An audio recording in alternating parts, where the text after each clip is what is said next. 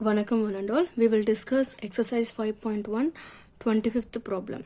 Here they have given a function f of x is equal to sin x minus cos x if x is not equal to 0 and x is equal to non-zero. When x is equal to 0, function will be minus 1. Functional value will be minus 1. Now we will see the domain of the function. So when we assume a real line, when the value of x equal to 0, we have f of x as minus 1. That is f of 0 as minus 1. And in the remaining parts, f of x will be sin x minus cos x. F of x will be sin x minus cos x. So the function has been defined on entire real line. So domain of f of x is real line. Now we will discuss the continuity of the function. Okay, so when the value of x, case 1, if x equal to 0, so what about the function? F of 0 is minus 1.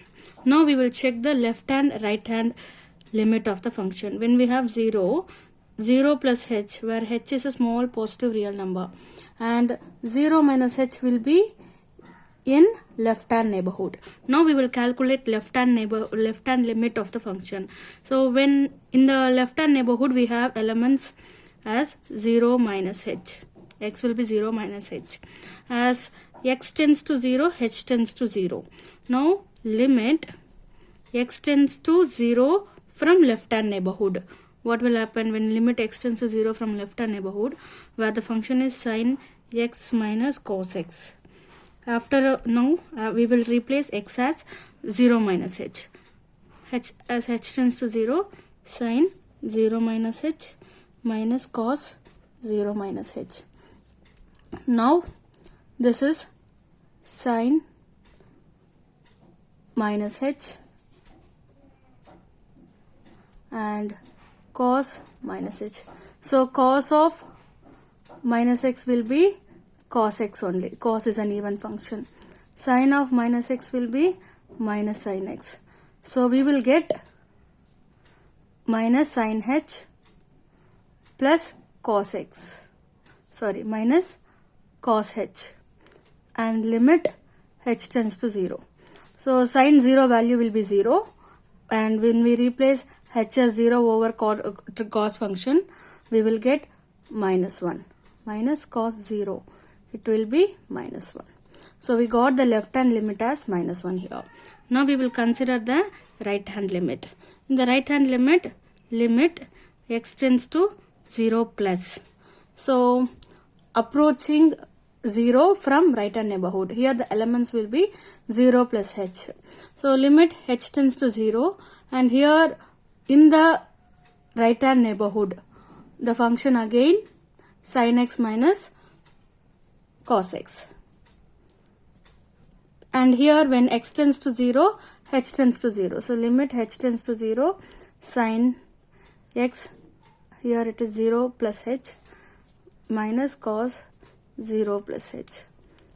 Now this one will be cos minus cos h. When we apply h as 0, we will get, because sin 0 plus h going to be sin h. After substituting h over the function, the value vanishes and we will left with minus cos h. Again after substituting h as 0 over the expression, we will get cos 0. Cos 0 is nothing but 1. And already we have minus, so we will get minus 1. This is right hand limit. Now here the right hand limit is equal to the left hand limit, and the existed limit, this limit is equal to the functional value, which says left hand limit equal to right hand limit, and this is equal to the functional value. So the function is continuous at 0. Now we will check the continuity of the function in any real number which is not equal to 0. Let k be a real number where k is not equal to 0. Now in any real number, if f of k will be sin k minus cos k, and we will calculate the limit. Limit x tends to k sin k sin x minus cos x. After substituting the limit, we will have cos sin k minus cos k. So here the functional value is equal to the limit. So we can say the function is continuous. But if you want to check left hand limit, right hand limit, you can apply sin a plus b and sin a minus b identity, cos a plus b, cos a minus b identity. Okay, and through this also you will be able to prove, we will be able to say the limit equal to the functional value. Okay, let me prove it. Let k be a real number where k is not equal to 0. So in the left hand neighborhood, the elements will be k minus h. So limit x tends to k from left hand neighborhood, sin x minus cos x. As x equal to k minus h, and as x tends to k, h tends to 0.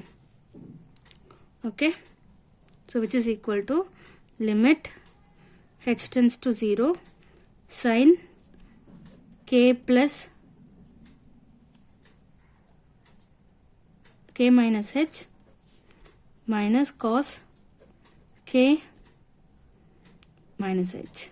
So now we have to apply sin a minus b identity here and cos a minus b identity here. After applying sin a minus b identity, this term vanishes. Okay, and we'll remain with, again we'll get, okay, I'll do it. Now limit h tends to 0 sin k minus h. So sin a minus b identity will be sin a cos b minus cos a, okay, sin b. Okay, then minus, again limit h tends to 0 cos k minus h, cos a minus b identity. So cos a cos b plus sin a sin b. Here in place of a we have k, b we have h.